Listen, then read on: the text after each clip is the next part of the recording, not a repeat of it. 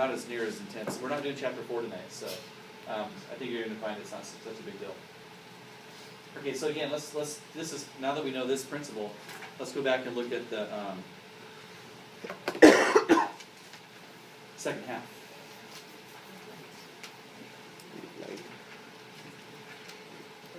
So now it's the same situation, except for now, this is my entry.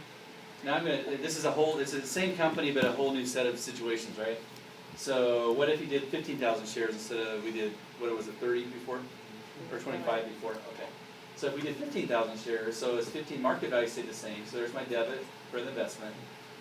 Notice my APIC and my capital stock.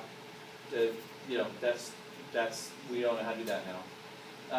The expenses didn't change, which I kind of would argue with. I think that if you issue less stock, maybe you have less work, maybe not, I don't know. This seems to me like, maybe not. And then here's the thing. Look what happens. We do the valuation and all that stuff, and we offset our investment and send. Gain. Yeah, that's a real gain. That's a profit and loss gain. So you just now picked up some income.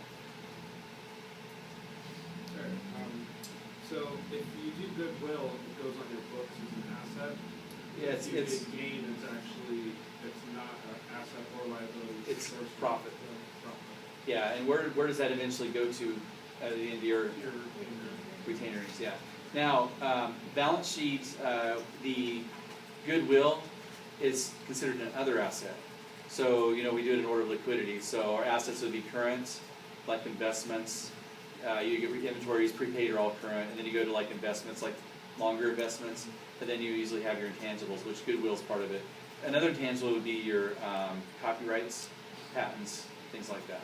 Falls in the same order. Usually though, typically goodwill is always the last one because it's the one that you can never touch. So usually your goodwill will be the last of your other assets. That make sense? Yes. Yeah, so that's kind of the rule of thumb. Now I've seen it done differently, but that's usually the way it should be. So, if all works out, you'll have a gain. And then, look what happens to retained earnings. I mean, this is all like we did before.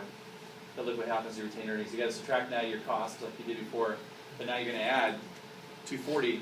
The last one you didn't add anything to your retained earnings, right? It was not a retained earnings issue. It was a balance sheet issue. Goodwill doesn't show up anywhere but on balance sheet, other asset. This affects your P&L, so this you pay tax on.